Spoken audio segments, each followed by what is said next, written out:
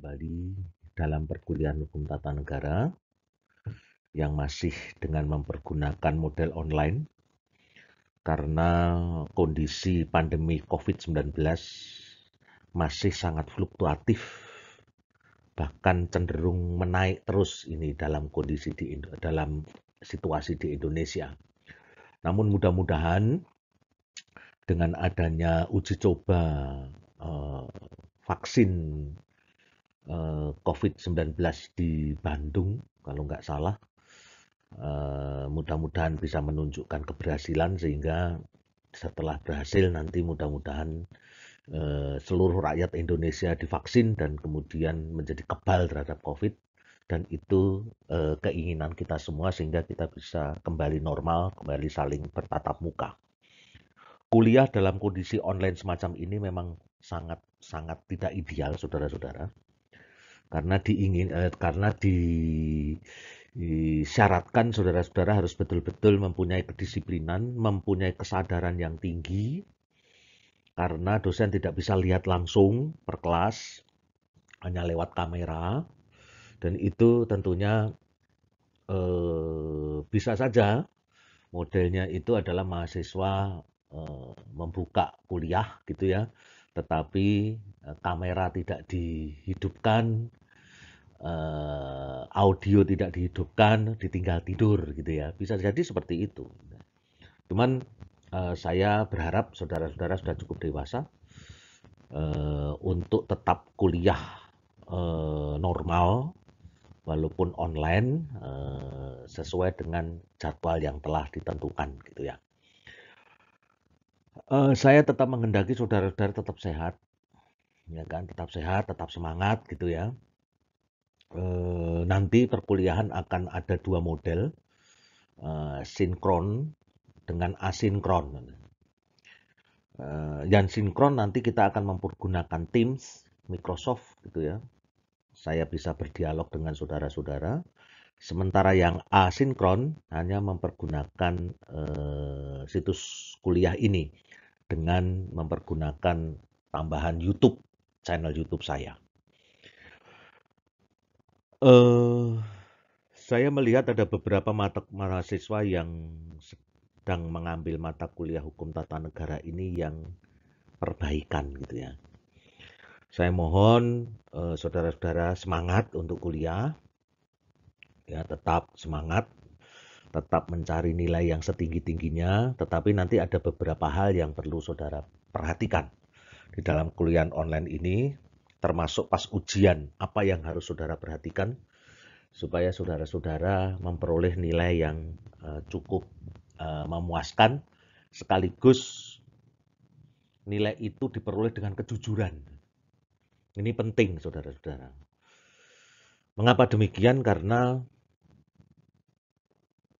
kuliah daring yang kemarin, saya melihat banyak sekali yang copy paste Mbah Google. Profesor Doktor Google itu menjadi alat satu-satunya bagi saudara-saudara, bagi mahasiswa yang tidak punya catatan, akhirnya copy paste. Tidak mempergunakan bahan-bahan yang diberikan oleh dosen yang bersangkutan. Mengapa demikian? Mungkin saja mahasiswa itu ketika kuliah tidur karena kameranya nggak dinyalain biar kelihatannya presensi, kemudian tinggal tidur dan tidak mempunyai catatan kuliah. Akhirnya yaitu copy paste. Dan cara semacam ini saya mengatakan adalah cara-cara calon sarjana yang sangat tidak bermoral. Oleh sebab itu nanti saya akan ada sampaikan beberapa hal yang perlu diketahui oleh saudara-saudara, dan ini akan kita sepakati secara bersama-sama. Walaupun saya tidak bisa ngedok seperti biasanya dok gitu ya, sepakat ya dok gitu. Tapi saya mempergunakan pola ya apa yang saya sampaikan menjadi sebuah kesepakatan gitu ya. Baiklah saudara-saudara, saya akan menyampaikan orientasi. Biasa saya selalu orientasi terlebih dahulu, kemudian nanti kontrak belajar bagaimana gitu ya. Berkaitan dengan kuliah hukum tata negara ini. Nah, saudara-saudara,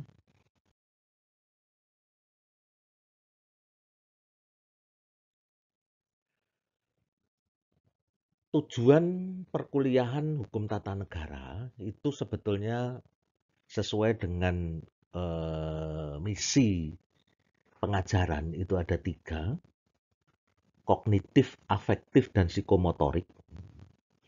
Kognitif itu hanya memberikan pemahaman, jadi yang diolah itu adalah hafalan saudara. Pertanyaannya biasanya jelaskan pengertian hukum tata negara menurut Lokman. Anda harus hafal itu. Kemudian ada jelaskan pengertian desentralisasi menurut Hans Kelsen. Anda harus jelaskan itu. Menurut Hans Kelsen, bukan menurut Hesto. Ya, karena yang ditanya menurut Hans Kelsen. Nah, inilah kognitif namanya. Untuk menguji, mengevaluasi daya ingat saudara-saudara semua. Ini kognitif. Kemudian yang afektif itu adalah penyadaran. Jadi sebuah pendidikan, sebuah proses pengajaran yang ditujukan untuk memberikan penyadaran akan arti pentingnya pengetahuan. Jadi setelah tahu teori, sadar akan pentingnya teori itu, baru kemudian masuk di dalam tatanan psikomotorik. Psikomotorik itu tidak lain adalah melakukan tindakan untuk menyelesaikan persoalan berdasarkan pada teori yang sudah ada, yang dikaitkan dengan penyadaran tentang arti pentingnya teori. Nah, ini 3 inilah yang dimaksud sebagai misi pendidikan, misi pengajaran. Nah, tujuan instruksional hukum tata negara juga demikian. Dari 3 itu bisa diterjemahkan dalam yang pertama, agar mahasiswa memahami prinsip-prinsip teori hukum tata negara dan hukum tata negara positif Indonesia. Hanya paham ini saja. Dan oleh sebab itu, saudara-saudara memang harus mengingat, relatif lebih menghafal. Ya kan? Banyak bacaan yang harus saudara-saudara sampaikan. Nah, ini. Kemudian yang kedua, itu tidak lain adalah agar mahasiswa menyadari akan arti pentingnya hukum tata negara positif dalam mengatur organisasi kekuasaan yang disebut negara. Jadi saudara sadar setelah ada teorinya, sadar. Oh, ternyata hukum tata negara positif itu penting toh untuk mengatur organisasi kekuasaan yang disebut negara. Yang ketiga, agar mahasiswa mampu menyelesaikan persoalan-persoalan ketatanegaraan Indonesia berdasarkan hukum tata negara positif. Nah, disinilah psikomotoriknya, saudara-saudara. Ya, psikomotoriknya ada di sini.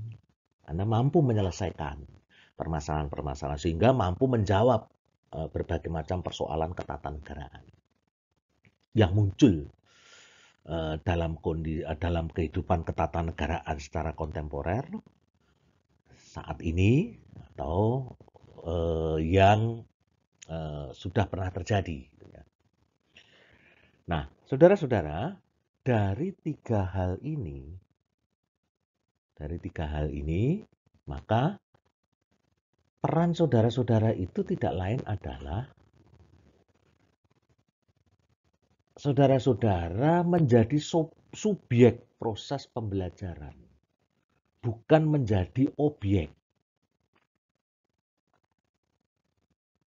Untuk itu, saudara-saudara harus aktif dalam proses pembelajaran ini. Harus aktif, saudara-saudara harus aktif, harus sering ngajak diskusi, dan oleh sebab itulah nanti pertemuan berikutnya, entah minggu depan ataukah hari berikutnya itu hari apa ini kuliah. Sebentar saya lihat jadwalnya ya. Hari berikutnya itu hari Rabu, juga jam 7, ya kan? Rabu juga jam 7. Itu ada kemungkinan kita melakukan sinkronisasi tatap muka melalui Teams.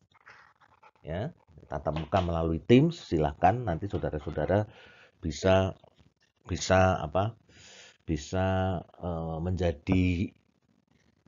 menjadi anggota Teams di kelasnya masing-masing. Di kelas HTN saya sudah membuat kelas HTN di Teams dan sudah menyampaikan kode di topik perkuliahan kali ini, ya kan?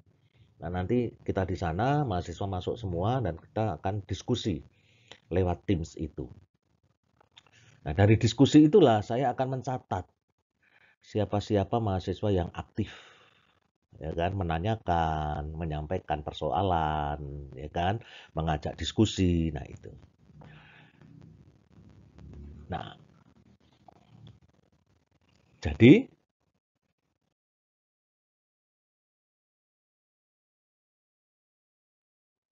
di kuliah pakai situs kuliah ini, saudara hanya mendengar dan mencatat, tapi ketika kuliah nanti di Teams, saudara-saudara nanti akan berinteraksi, berdiskusi dengan saya. Gitu ya.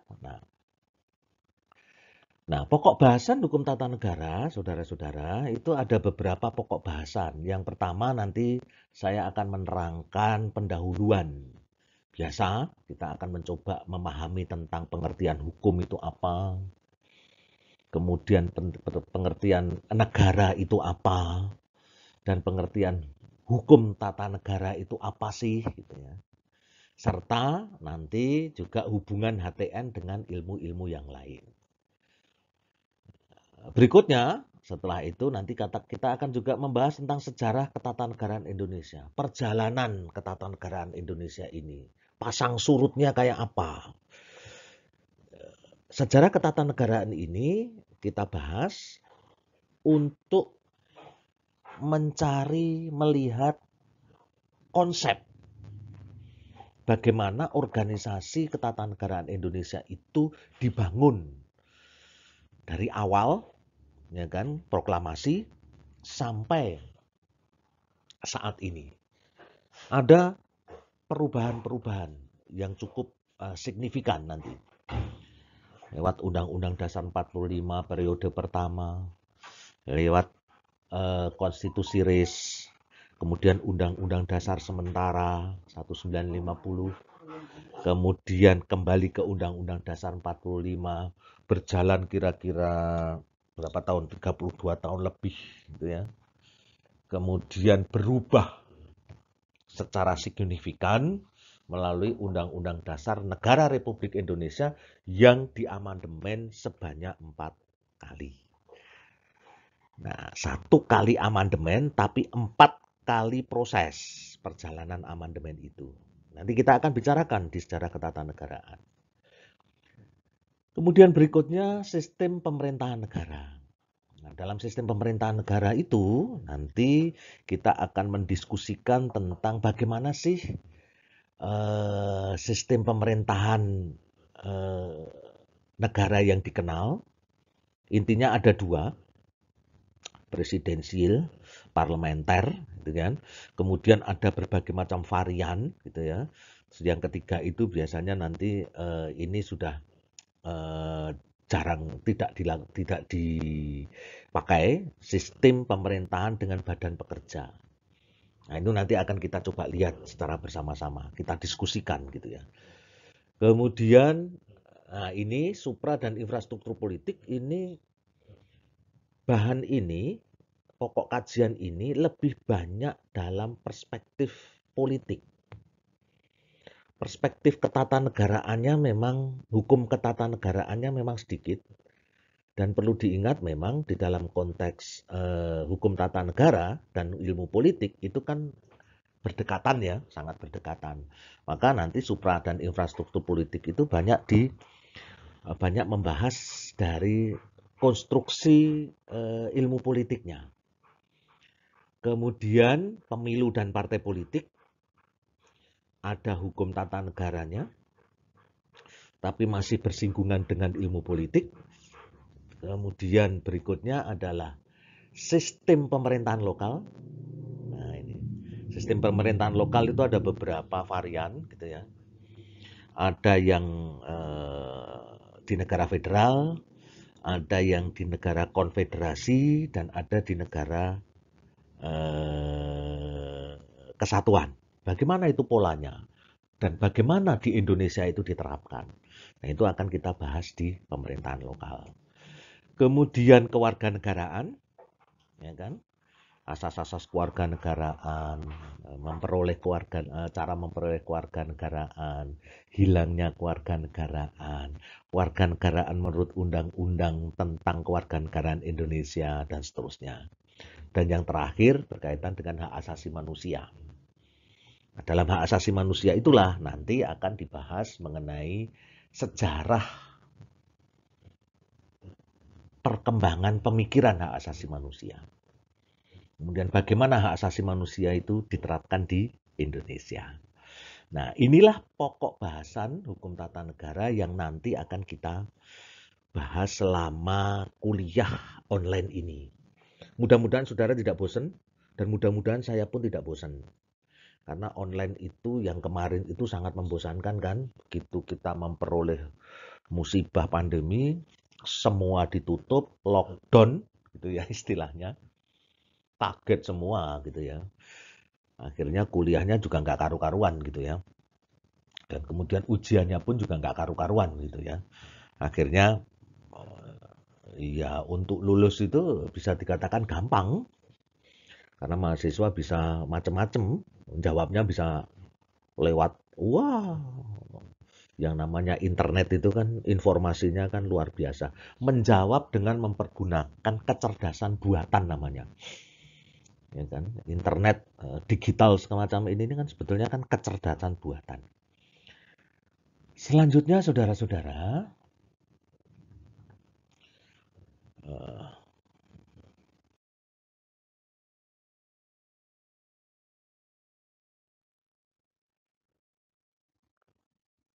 literaturnya, literatur wajib.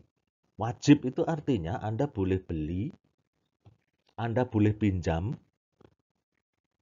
tapi saya bingung kalau mau pinjam ke perpustakaan bisa atau enggak gitu ya.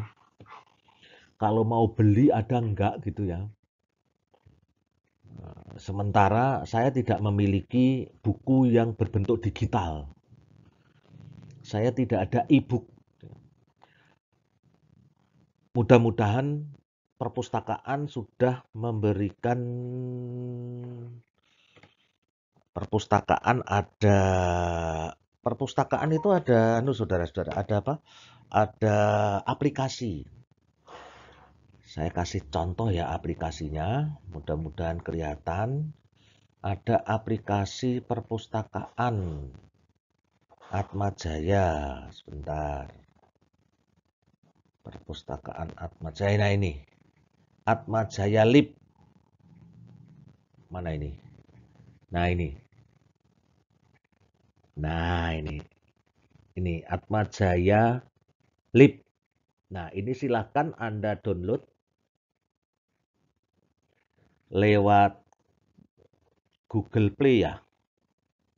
Silahkan Anda download.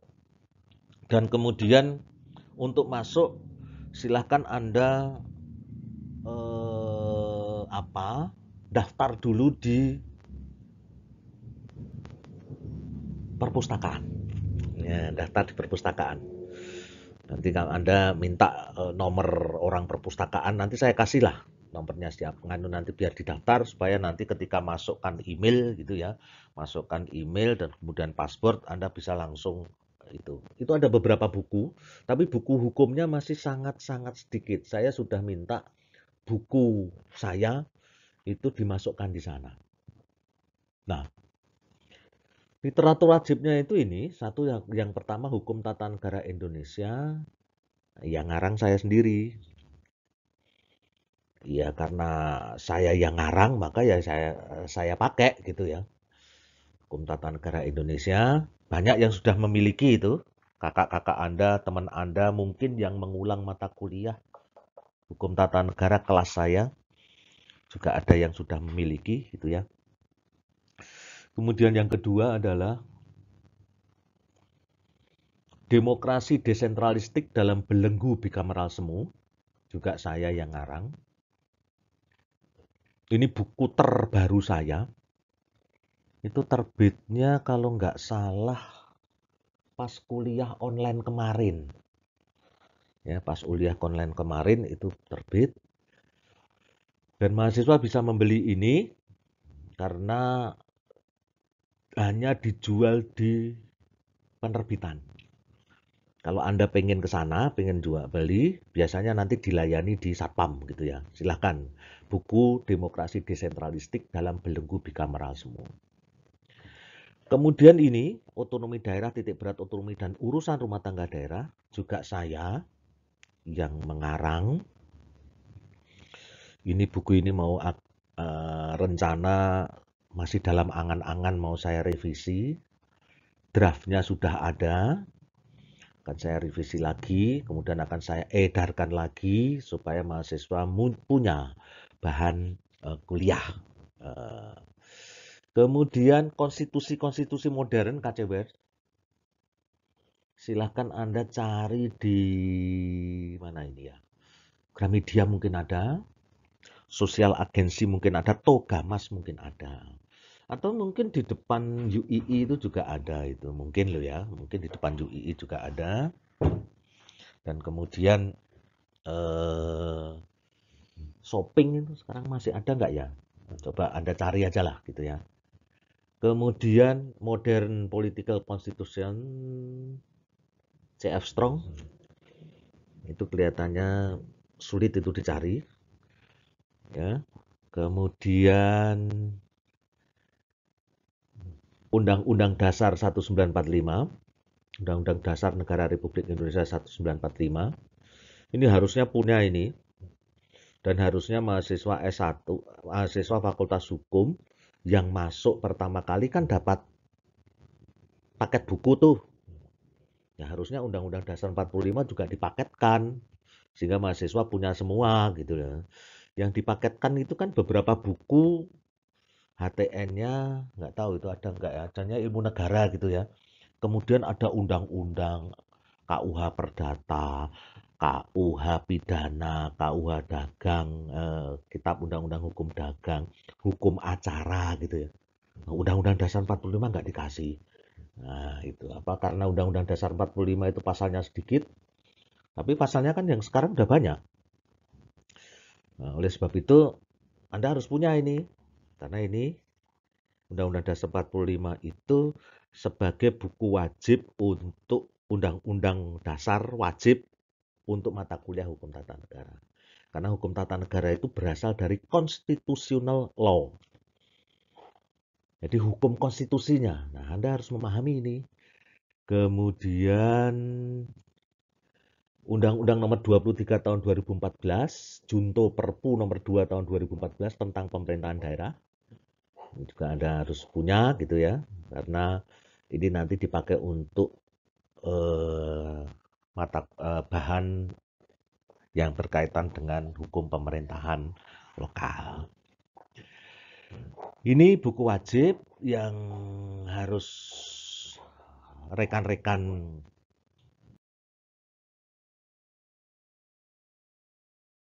punyai atau rekan-rekan baca. Kalau Anda baca di internet nggak ada ini buku, ya kan? Karena memang tidak saya digitalkan gitu. Setelah ada kuliah online inilah, saya jadi terhenyak, tersadar, waduh kalau saya digitalkan lumayan ini, mahasiswa bisa tahu gitu ya.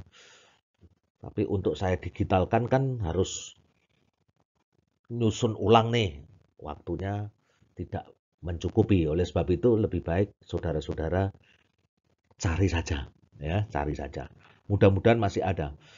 Tapi HTN demokrasi desentralistik itu kelihatannya masih ada di penerbitan. Silahkan kalau saudara-saudara mau di penerbitan. Nah ini buku tentang demokrasi desentralistik dalam Belenggu Bicameral Semu itu ini. Modelnya kayak begini, silahkan kalau saudara-saudara membutuhkan, nanti saya kontak bagian penerbitan untuk menyediakan atau untuk mencetak lagi gitu ya. Karena memang sekarang penerbitan Atmajaya itu jarang menjual ke luar gitu. Selanjutnya saudara-saudara, saya akan menyampaikan metode penilaian. Nah, metode penilaiannya begini. Komponen penilaian dan bobotnya.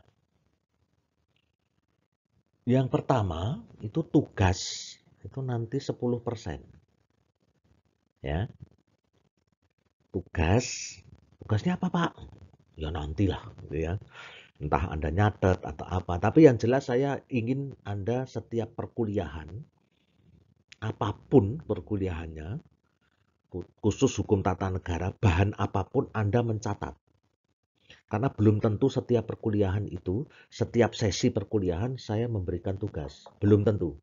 Saya justru pengen Anda mencatat karena bahan ujian itu nanti keluarnya ya dari catatan itu. Saya tidak akan melihat copy paste Anda. Kalau Anda copy paste, nanti bisa-bisa saya salahkan. Ya, tugas. Kemudian UTS, ujian tengah semester itu 40%. Ini 40% bobotnya. Kemudian ujian akhir semester 40% juga. Kemudian presensi 10%. Nah, jadi setelah ini kuliah, saya akan lihat siapa-siapa yang hadir.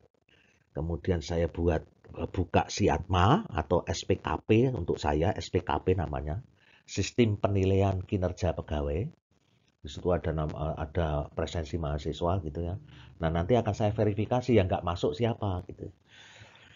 Kalau kemarin, ya saudara-saudara, kalau kemarin itu kan memang mahasiswa dianggap masuk semua nih. Kalau kemarin, ya kan, karena kuliahnya baru darurat betul gitu ya. Karena pandemi di stop nggak boleh masuk kampus gitu ya. Nah kemudian akhirnya pada nabrak-nabrak. Ya sudah mahasiswa dianggap masuk semua. Sekarang enggak. Sekarang presensi nanti akan saya lihat. Ya kan akan saya lihat. Akan saya verifikasi gitu ya. Nah dari situlah nanti penentuan nilai akhirnya setelah itu saya jumlah semua. Kan dari itu saya jumlah semua. Tugas saya jumlah semua. Kemudian yang dapat A itu adalah mereka yang nilainya 85 ke atas. Itu dapat A. Kemudian yang dapat B itu 70 sampai 84. Ini standar saya loh ya. Kemudian yang dapat C 50 sampai 69. Kemudian yang dapat D 30 sampai 49. Yang dapat E di bawah 29. Ini standar saya loh ya. Garis bawahi ini standar saya ketika menilai dengan Excel. Nah, ini saya masukkan ke nilai berdasarkan standar universitas yang ada A-, B-, B+ itu. Nah, dari sini nanti tanpa saya utak-utik, itu ketika saya masukkan ke nilai standar universitas, biasanya saudara-saudara naik semua itu. Standar universitas ternyata lebih rendah daripada standar saya. Saya ini masih dalam konteks standar absolut. Nah, jadi kalau saudara-saudara sudah masuk di sini, misalnya masuk 50-69 ini udah tenang ini, bisa saja bisa dapat B atau B- gitu ya. Tapi kalau di saya cukup C. Ya, standarnya itu memang berbeda. Nah, yang dipergunakan standar mana, Pak? Yang dipergunakan standar universitas. Yang ada A-, A plus nggak ada ya. B, B-, B+ begitu. Nah, ini metode penilaian saya. Nah, oleh sebab itu, saya minta saudara-saudara nanti untuk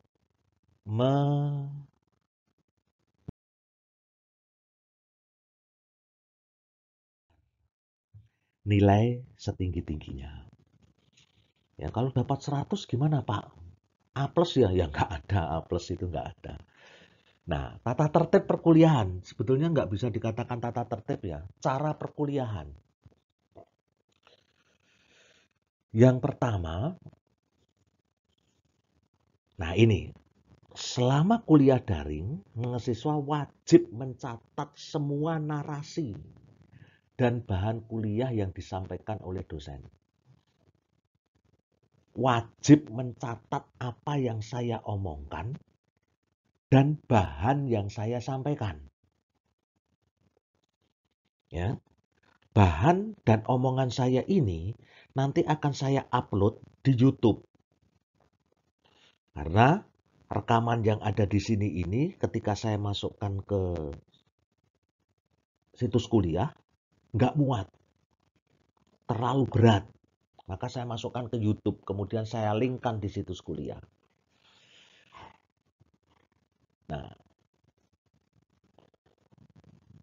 Nah, bahan kuliah dapat berasal dari channel YouTube maupun bahan kuliah sinkronisasi lewat dialog melalui tim Microsoft. Maka saudara-saudara saya minta untuk segera mencatat dan memasukkan nomor kode yang sudah ada. Ya, kode yang sudah ada supaya bisa masuk di Teams. Kalau nggak masuk di Teams, ya pas kuliah sinkronisasi, Anda nggak masuk, dianggap nggak masuk tuh. Karena biasanya saya nanti ya setelah kuliah melewat yang asinkronisasi seperti yang sekarang ini, hari berikutnya sinkronisasi. Jadi mungkin 50-50 lah sinkronisasi dan asinkronisasi. Nah, bahan ujian. Nah, selama kuliah tatap muka online, tatap muka lewat Teams Microsoft, mahasiswa wajib berpakaian sopan. Berbaju sopan, dah gitu aja deh. Pakai baju seperti saya ini, walaupun bawahnya pakai celana pendek. Nggak jadi masalah. Karena kemarin saya lihat, yang bimbingan KRS ada yang pakai kaos oblong. Untung Anda lagi bimbingannya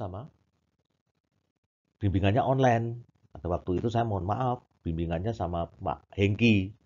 Pakai kaos oblong. Nah, kuliah dengan saya harus pakai kaos yang ada kerahnya. Baju. Harus pakai celana, Pak. Ya, bawahnya pakai celana pendek juga nggak apa-apa, nggak kelihatan. Yang penting ini loh, bajunya ini yang di atas ini kelihatan. Sopan gitu ya. Karena bagaimanapun juga ini adalah kuliah. Ini tidak nonton YouTube, tidak nonton Teams, ya kan? Kemudian bahan untuk menjawab ujian adalah, nah ini. Kenapa saya suruh mencatat, saudara-saudara? Karena bahan untuk menjawab ujian adalah bahan kuliah yang sudah diberikan selama kuliah online dan mahasiswa dilarang keras copy paste dari situs lain. Untuk itu, selama kuliah daring, mahasiswa wajib mencatat semua bahan yang disampaikan dalam kuliah daring. Wajib mencatat. Dan ingat ya, ini saya ulang-ulangi nanti. 1 minggu sebelum ujian tengah semester atau ujian 1 minggu sebelum ujian akhir semester, bahan yang ada di YouTube akan saya private sehingga tidak bisa dilihat oleh mahasiswa. Maka Anda harus mencatat. Nah, ini cara saya. Waduh, kalau saya nggak punya catatannya, terus copy paste. Saya tahu kok siapa yang copy paste. Saya tahu persis bahasa copy paste itu, saya tahu persis. Ya kan? Karena sering kan saya membaca artikel lewat media digital semacam ini. Jadi saya tahu persis gitu ya. Nah, bahan yang berasal dari channel YouTube, nah ini akan dihapus seminggu sebelum ujian tengah semester dan ujian akhir semester. Oleh sebab itu, mahasiswa diwajibkan terus mencatat setiap kuliah online yang mempergunakan channel YouTube. Catat itu. Ya syukur-syukur ada yang bisa. Anak-anak sekarang, anak milenial itu kan pinter kan, walaupun sudah di apa private gitu ya, tapi dia punya bisa melakukan apa copy, ya, mengcopy atau memasukkan di anu sehingga dia bisa membuka setiap saat. Siapa tahu bisa, kalau bisa seperti itu nggak menjadi masalah. Tapi kalau nggak bisa, ya mencatat, mau nggak mau. Nah, kemudian selama kuliah mahasiswa wajib masuk dalam grup WA yang telah dibuat untuk dipergunakan sebagai sarana komunikasi dan informasi terkait dengan perkuliahan dan atau ujian. Untuk itu, silakan salah satu mahasiswa berinisiatif membuat WA group dan dosen dimasukkan sebagai anggota, tapi jangan ditempatkan sebagai admin. Tolong ya, kelas HTN membuat satu grup. Silakan saudara siapa yang mau berinisiatif buat ke grup WA. Ya, nanti kalau ada apa-apa kita diskusinya lewat grup WA ini. Ya, tolong segera dibuat salah satu gitu ya. Nanti kalau ada apa-apa saya sampaikan. Misalnya, saya kuliah pakai Microsoft Teams, saya sampaikan. Minggu depan saya kuliah pakai asinkron, situs kuliah, saya sampaikan di sini. Jadi selalu dipergunakan untuk ini, untuk mekanisme perkuliahan. Gitu ya. Nah, persyaratan presensi untuk dapat mengikuti ujian akhir semester minimal kehadiran kuliah online 75%. Dosen akan selalu melakukan verifikasi presensi melalui sistem informasi perkuliahan yang sudah ada. Nah, saya akan akan melakukan verifikasi. Jadi sudah tidak seperti yang kemarin lagi. Jika ada kesulitan terkait koneksi internet, silakan mahasiswa menghubungi melalui WA Group. Misalnya, saya kehilangan sinyal Pak. Nah, nanti ngomong aja di WA Group. Ya kan? Kalau bisa menanyakan sesuatu yang berkaitan dengan kuliah di grup, jangan di japri saya. Japri satu-satu tel saya bales di grup aja sehingga saya bisa bales satu tapi untuk semua. Kan begitu. Lebih efektif. Gitu ya, saudara-saudara. Nah,